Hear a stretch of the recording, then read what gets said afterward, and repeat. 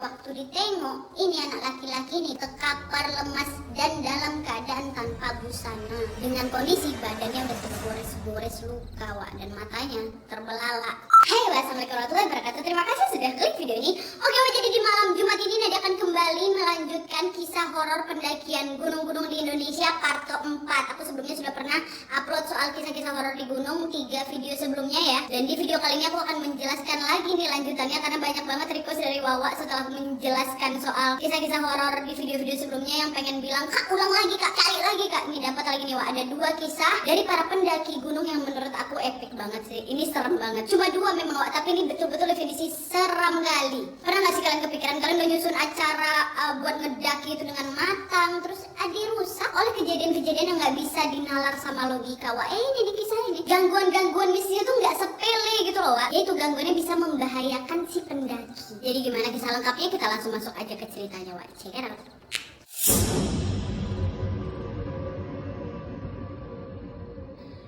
Oke, kisah pertama berasal dari kisah pendaki di Gunung Sibayak, Wak. Jadi kan Gunung Sibayak ini memang menjadi salah satu gunung di Sumatera Utara yang sangat populer untuk wisata para turis-turis lokal maupun internasional, Wak. Sebenarnya nih, Wak, ya, jangan bahas horornya dulu lah. Gunung Sibayak ini, Wak, indah kali memang betulan. Gunung ini bisa dikatakan aktif, Wak. Pernah juga meletus tuh di tahun 1800. Ya udah cukup lama lah ya kalau dipikir-pikir peristiwanya. Nah, kata para wisatawan pencinta daki-dakian ini, Wak, mereka bilang kalau ya itu Gunung Sibayak ini cantik kali pemandangannya. Kayak lain daripada yang lain gitu loh, Wak. Dan banyak tuh para pendaki yang memilih untuk mendaki pada jam 2 pagi supaya dapat pemandangan sunrise plus pemandangan kota di sana, Wak. Karena memang posisi Gunung Sibayak ini berada sekitar 50 km barat daya dari kota Medan yang kebetulan menghadap pula ke arah kota Brastagi, Wak. Jadi kayak dapat 2 pemandangan gitu, Wak. Nah, sebelum aku masuk ke cerita horor tentang Gunung Sibayak, Wak, aku mau kasih tahu juga nih kisah awal mula kenapa Gunung Sibayak ini bisa dibilang ya agak horor lah gitu, Wak. Jadi kisahnya itu masyarakat Karo atau penduduk asli setempat bilang kalau wilayah Gunung Sibayak ini dianggap sakral, Wak, sama seperti gunung-gunung lainnya. Karena di wilayah Gunung Sibayak ini dulunya sebagai tempat bersemayamnya orang yang kayak punya ilmu tinggi dalam tanda kutip ya, Wak, ya, atau punya kekuatan magis lah gitu. Di masanya tapi ya, bukan sekarang. Nah, salah satu dari mereka kita sebut aja lah si orang sakti ini diberi julukan guru pertawar permai, Wak, karena saking tinggi kali gitulah ilmunya. Dan orang sakti ini katanya bisa menyembuhkan segala macam penyakit waktu itu. Bahkan ya, Wak, ya, prestasi si orang sakti ini sempat diakui bukan cuma sama orang-orang wilayah Medan aja, tapi sampai ke Aceh itu, mah banyak orang dibuat kayak kicep gitu lah sama prestasinya. Prestasi tanda kutip ya, saktinya dia tuh, Dan singkat cerita, si orang sakti ini pernah kesal, Wak. Dia marah lah gitu, marah besar kan. Entah apa alasannya, pokoknya dia marah besar aja lah. Sehingga terucaplah sumpah bahwa si orang sakti ini bakal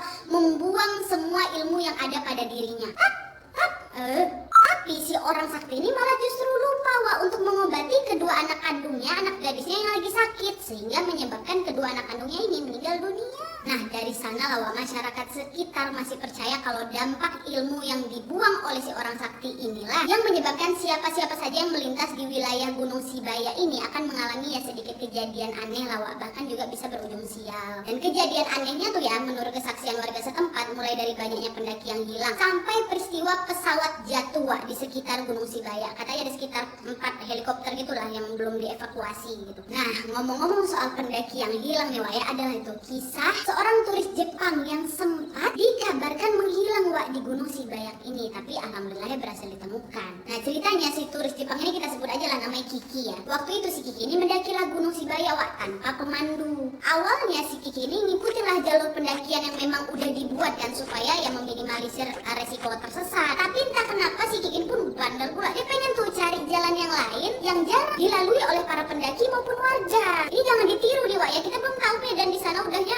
pandai-pandai sendiri. Nah, waktu itu si Kiki mikirnya ya kali aja lah ya aku bisa nemuin jalan pintas baru yang cepat bisa sampai puncak gitu. Mau cepatnya aja. Udahnya betul, Wak, dia pergilah nyari jalan pintas versi dia ini kan. Pergilah dia berjalan di situ. Awalnya dia nyantai-nyantai aja tuh. Sampai akhirnya suatu ketika Kiki ini baru sadar, kok jalannya makin lama makin melosok ke hutan belantara ini. Mana gelap pula lagi kan, gak ada batang hidung manusia di sana. Mulai panik si Kiki. Tapi si Kiki ini tetap aja kan, dia melangkahkan kakinya ke depan. Dia berharap ada nih ketemu warga setempat gitu. Jalanlah itu kan dia pelan-pelan.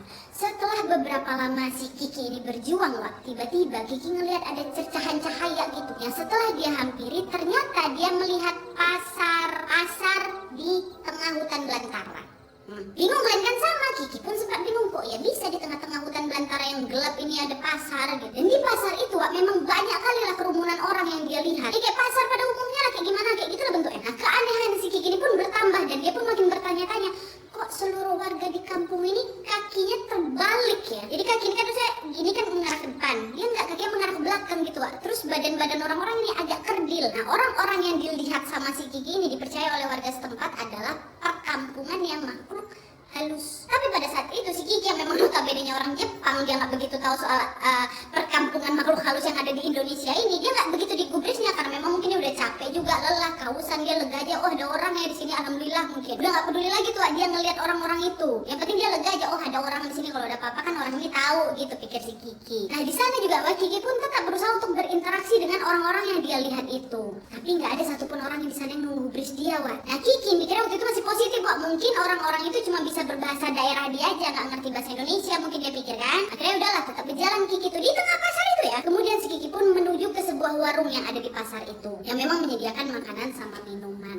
Dah, karena kan dia capek, lapar kan. Dan akhirnya si Kiki nengok tuh ada minuman, mau dipegangnya lah kan, mau diambil set. Tapi wah, berkali-kali si Kiki coba meraih tuh minuman, nggak bisa. Cobanya lagi kan, nggak kepegang. Dicoba ambil minuman lain, nggak kepegang. Heran kan si Kiki, dia berteriak, ini kenapa ya, ada apa? Dia teriak, wah, dia panggil lah orang-orang kerumunan di pasar, kan ramai tuh. Tapi tetap aja wah, nggak ada satupun yang menggubris dia. Dia pergilah kan keluar warung, dia coba menyadari beberapa orang yang ada di sana. Dia berkali-kali lah dia berteriak minta tolong tuh, ini kenapa aku nggak bisa megang minuman ini ha? Dia berlari lah ke sana kemari di area pasar itu kan untuk minta tolong sama orang-orang itu, tetap nggak dia gubris. Dan tiba-tiba si Kiki entah kenapa dia terduduk, terus dia tertidur bentar nih wah. Dan ketika si Kiki ini membuka mata wah, tim penyelamat udah menggotong-gotong badan dia. Yang menurut kesaksian tim penyelamat, Kiki ini udah mengalami dehidrasi parah wah. Udah dibawa turun tuh ya dia ke bawah. Seketika si Kiki udah mulai pulih wah, langsunglah dia ceritakan kejadian di atas tadi tuh. Dia bilang saya ketemu pasar gini terus semualah diceritain sama dia. Tim penyelamat dengar, warga sekitar dengar apa yang dialami si Kiki itu hanya untuk ketemu orang di pasar. Sampai akhirnya ada salah satu warga yang bilang Kiki ini beruntung kali. Beruntungnya kenapa? Beruntung pertama dia masih selamat, kedua beruntung dia tidak mengkonsumsi makanan atau minuman di pasar mistis itu. Karena kalau sempat si Kiki ini konsumsi makanan atau minuman yang ada di sana, besar kemungkinan si Kiki ini akan menghilang dan kemungkinan kecil kali untuk bisa ditemukan dalam kondisi hidup. Feeling kan kalian lagi naik ke gunung berharap nengok sunrise malah nengok pasar. Ada memang beberapa orang, kalau aku lupa ada di gunung mana tuh, pokoknya di puncaknya ada gunung-gunung paling tinggi di Indonesia tuh. Gunung paling tinggi, pasar paling tinggi di, bukan pasar sih, warung paling tinggi di Indonesia itulah pas ada puncak gunung itu. Tapi ditengok ada puncak gunung di hutan belantara di jalan pintas tuh. Pintar-pintar si Kiki ini aja pun kalian jangan ditiru ya. Kalaupun kalian mau mendaki wah, semua persiapan udah harus matang, semua logistik harus matang.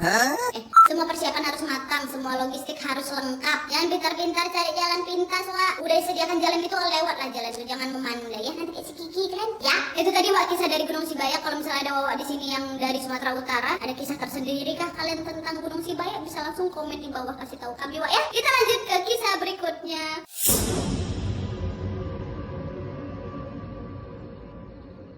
Nah, kisah terakhir ini wak berasal dari Gunung Guntur. Jadi gunung ini berlokasi di Garut, Jawa Barat wak. Sama juga seperti gunung-gunung lainnya, gunung ini memang punya spot asik yang patut kita kunjungi kalau misalnya nanti lah ya udah nggak pandemi. Untuk kalian yang memang hobi naik gunung, naiklah gunung Guntur ini wak. Nah, karena gunung ini masih dalam kelompok gunung aktif wak, sehingga nggak heran juga kalau misalnya kita ke sana ada tuh tempat pemandian air panas yang memang bisa jadi pilihan para wisatawan. Tapi ya balik lagi, meskipun memang pesona alam dan spot-spot yang indah, ternyata sama seperti gunung-gunung lainnya, di Gunung Guntur ini juga memiliki aturan yang bisa dibilang agak sedikit unik wak. Unik atau aneh ya? Unik aneh, tapi nggak tahu lah ya, agak sedikit beda lah gitu. Katanya wak, menurut warga setempat, mau itu wisatawan atau warga sekitar, tidak diperbolehkan meniup suling di wilayah Gunung Guntur ini. Kenapa wak? Katanya kalau sampai terdengar itu suara siulan suling, maka akan muncul siluman macan wak di depan muka yang niup suling itu. Nah, penerapan aturan larangan meniup tiup suling ini katanya udah ada sejak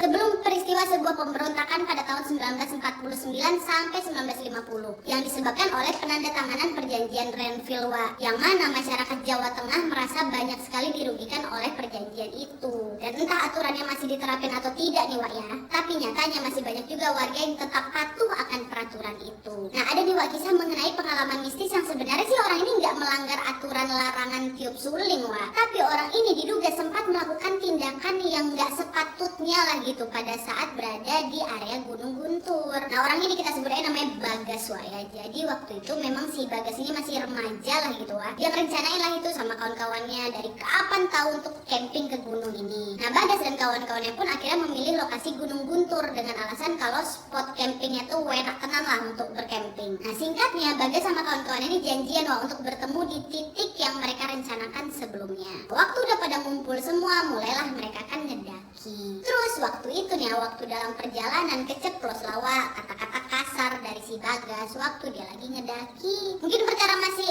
remaja lah gitu, yang memungkinkan kalau si Bagas ini kayak belum bisa menempatkan sikap sama emosi pada tempatnya.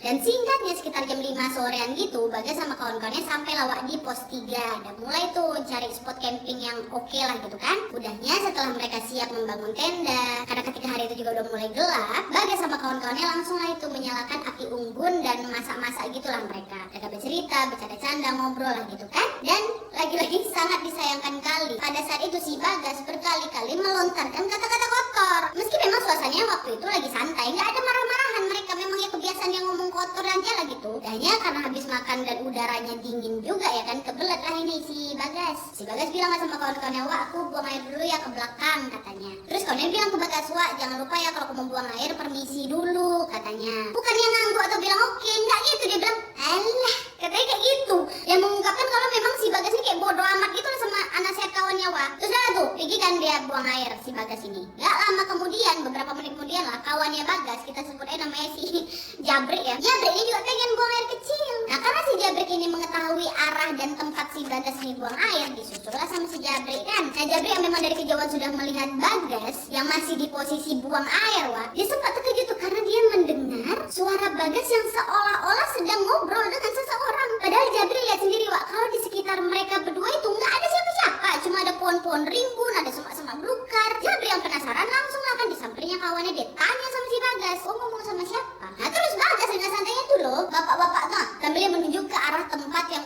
gelap kali Wak. Nah terus Jabrik sempat bilang, mana nih Gas, nggak ada siapa-siapa loh. Bagas waktu itu memang dasarnya batu kali, gak digubris ya omongan si Jabrik Wak, karena memang nggak peduli orangnya kan. Yang ada dia malah kayak ngoceh-ngoceh sendiri gitu. Nah Jabrik waktu itu langsung merinding Wak, dia lihat sikap aneh si Bagas yang udah mulai ngomel-ngomel ini. Oh gini ditinggalin si Bagas, buru-buru kan dikelarkan urusannya itu, baliklah dia lagi ke tempat camping kawan-kawan itu. Si Jabrik, Bagas masih di situ loh, tapi walaupun udah di toko belakangnya sama si Jabrik, gak digubris juga omongannya si Jabrik ini, tetap ngoceh aja si Bagas. Nah si Jabrik waktu itu udah sampai duluan di camp, dia memutuskan ya dia gak mau cerita sama kawan-kawannya tuh mengenai keanehan si Bagas ini. Dan gak lama dari itu balik lagi nih Wak, si Bagas ke camp kan. Anehnya Wak, sikap Bagas ini mendadak kalem gitu. Biasa kan heboh dia kan, enggak kalem dia. Ya tapi karena memang waktu itu kawan-kawannya Bagas termasuk si Jabrik udah capek, udah mulai ngantuk kan, mereka nggak terlalu memperhatikan perubahan sikap si Bagas ini. Ya, udahlah mereka semua istirahat. Bagas udah balik ya. Terus Wak, keesokan harinya Jabrik sama kawan-kawannya ini kebangun seperti biasa dan mereka sadar kalau si Bagas udah nggak ada di tempat campnya itu Wak. Awalnya Jabrik sama kawan-kawannya ngira mungkin aja si Bagas lagi buang air atau lagi jalan-jalan nyari spot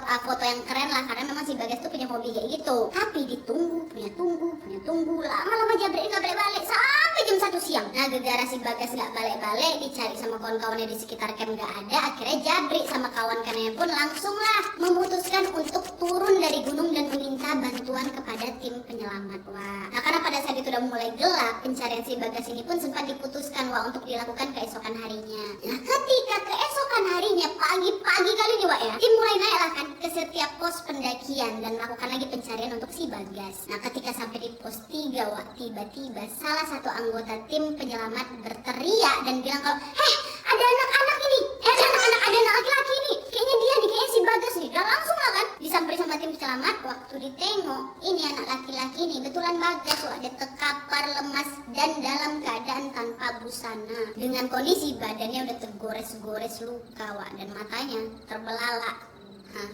Mata terbelalak, nggak pakai baju apa-apa, tergores-gores badannya. Dan lokasi penemuan si Bagas ini Wak, ternyata tidak jauh dari tempat mereka camping sebelumnya. Tanya sama kawan-kawan, ini padahal di sekitar kalian kan, kok kalian nggak ketemu? Sumpah demi Allah kami cari di mana-mana, cari tempat ini aja nggak ada loh si Bagas sebelumnya. Heran lah kan kawan, kok bisa dia ada di sini dah. Tapi ya udahlah kan, yang penting Bagas udah ketemu, digotong lah itu sama tim penyelamat untuk turun ke gunung. Langsung lah si Bagas dibawa ke rumah sakit terdekat. Dan biar kalian tahu, selama beberapa hari Bagas ini nggak bisa diajak komunikasi Wak. Meskipun si Bagas ini sudah dinyatakan pulih, nggak ada, dia nggak bisa berkomunikasi, nggak bisa, nggak nyambung gitu diajak ngobrol. Tapi lah kan tetap dicoba nih diajak komunikasi sama keluarga dan kawan-kawannya. Dan beberapa lama setelah dia pulih itu Wak, Bagas pun akhirnya bisa diajak untuk berinteraksi kembali. Nah karena memang si Bagas ini udah bisa diajak ngobrol, barulah itu orang tua sama kawan-kawannya pun yang memang sudah membendung penasaran soal apa yang terjadi sama dia begitu lama, langsung aja lah itu mereka orang tua sama kawan-kawannya si Bagas ini nanyain alasan kenapa kau bisa pergi ke tempat itu. Dan dengan singkat Wak, Bagas hanya menjawab, aku dibangunin dan diajak pergi sama bapak-bapak gondrong bermata merah. Kok aku tiba-tiba ngebayangin ya bapak-bapak gondrong matanya merah. Aduh jangan dibayangkan. Aduh kok merinding. Udah yuk kita closing. Itulah kan kok guys, dia dikasih tahu. Gak usah di gunung itu, gunung manapun ya, di tempat-tempat yang baru kau kunjungi, jangan sembarangan ngomong. Awak memang kadang gak percaya, memang batu, memang kadang ada sikap batu di semua orang kan. Tapi yang gak usah kayak gitu juga. Udah jelas itu di hutan belantara, ngomong kotor kau. Ya ini juga menjadi pelajaran buat teman-teman yang lainnya, jangan sembarangan ngomong Wak. Kita ini hidup berdampingan, ada yang ternampak, ada yang gak ternampak. Kan, tinggal jangan ngomong kotor, apa susahnya sih guys? Untuk masih balik kau. Oke Wak, jadi itu tadi pengalaman horor dari 2 pendaki gunung yang sudah aku sebutkan tadi. Gimana menurut kalian? Terlepas dari cerita-cerita itu benar atau tidaknya Wak ya, tapi sekali lagi semoga kejadian seperti itu tidak terulang lagi dan jangan sampai kejadian di kita. Dan aku juga pengen banget dengar kalau misalnya ada Wak di sini yang sudah mendaki 2 gunung yang aku sebutkan itu dan ada pengalaman horornya, bisa tolong diceritakan di kolom komentar di bawah Wak ya. Oke Wak, jadi sekian dulu videonya. Terima kasih banyak yang sudah menonton. Kalau kalian suka video ini, klik like-nya, jangan lupa komen di bawah untuk ide dan saran-saran untuk video selanjutnya. Jangan lupa nyalain notifikasinya supaya kalian tahu kalau aku upload video baru. And as always, jangan lupa untuk klik tombol subscribe